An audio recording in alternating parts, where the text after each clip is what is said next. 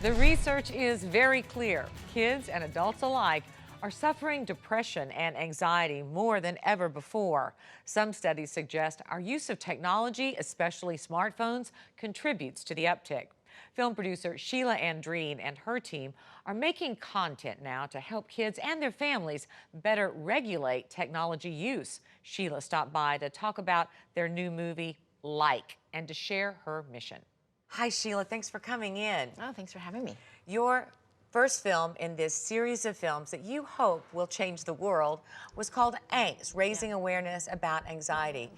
That film led you to social media. Yes, because everyone thought maybe that the reason there was such a spike in anxiety was because of social media, and I wanted to explore that topic. Well, we said the research is clear. Tell us about that. You know, it affects our sleep. We're not sleeping as much because it is designed to keep us engaged, keep our time on site. That's how companies are valued.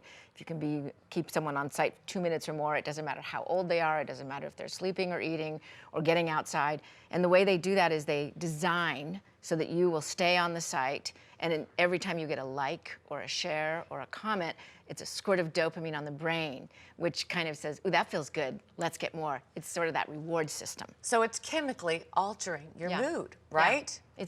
It's science-based. Like, there's evidence that there's proof of this. It sounds like an addiction.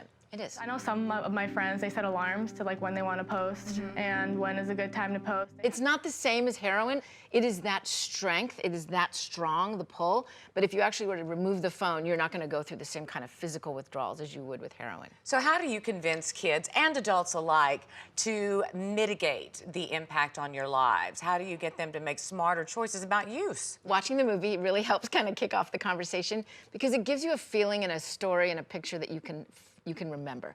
But little things like parents modeling their own behavior, healthy relationship with their own phone, because kids are watching, even an infant in the stroller, when mom is on her phone and she's not looking at her child, there isn't that chemical release on the brain that we get when we look in each other's eyes that gives us a feeling of well-being. I think social media can bring people together, form relationships, but at the same time it can also break a lot of those relationships that you have a lot closer to you. Turning off notifications is a really great way to do it. You should not be getting, every time there's a sale, a flash sale, you should not be getting a notification or even a news alert. What you want to keep are the notifications from people.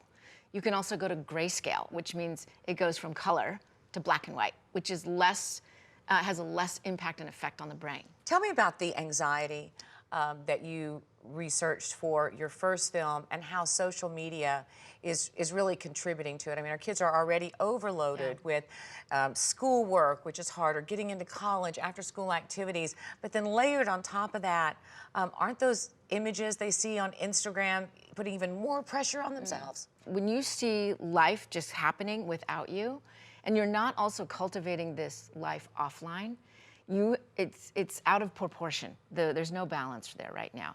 You don't get the same effects from living your life online, and it's this constant on-demand, breaking news, plugged-in life that we're leading. And when when you're not sleeping, when you're not sort of replenishing the well, and when you're just online, it's the first thing you look at when you wake up.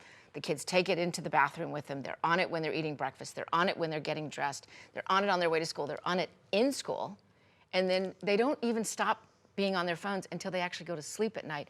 And most of the time it's their alarm clock. So when it's part of their nervous system. So they don't even cultivate like how to have a conversation in real life. All of my friends already had smartphones and they were all on social media. So I kind of felt like I was missing out by not having it. What else can parents do? Dr. Dimitri Christakis in the film says that he recommends that parents work to create 3 hours of time offline with your kids. It doesn't have to be 3 hours all at once, which means instead of when you come home, everyone goes to their corners and does their homework and they're all online and you just put your phone away during dinner, that's not enough time. So maybe kids have to be involved in helping to prepare food, putting the dishes away, go for a walk afterwards. Do something together. Maybe it's play a game. I'm actually a fan of watching a movie together. I know it's a screen, but it's not the same as your phone where you're actually talking to someone. Getting our kids to watch a movie together without talking on their phones, they're always multitasking. And you really can't multitask. Human beings don't multitask. We can switch to different things, but it takes 20 minutes on average to get back deeply focused into what you were doing. How can people see the film? You can go to indieflix.com and you can find all of our films. But the likemovie.com, you can just put in your zip code and it'll tell you where it's playing near you. And you're going into schools as well and finding these venues where you can not only share the work, but then have conversations about it.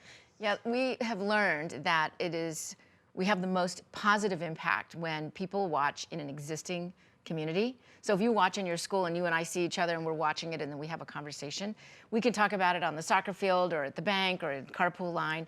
And it's a safe place, and we can keep talking about it. And everyone sort of shifts as a whole. So we actually we move the needle and we have more impact. It's a new way our kids are growing up today that we didn't have to deal with. Gila, best of luck with it. Thank Great you. project. Thank you. Like Again will screen August 28th and 29th at North and West High Schools in Torrance. And go to thelikemovie.com for helpful resources and other screening opportunities. There's much more ahead. Stay with us. These devices are not designed for you in many ways. That you are not the customer, you are the product being sold here.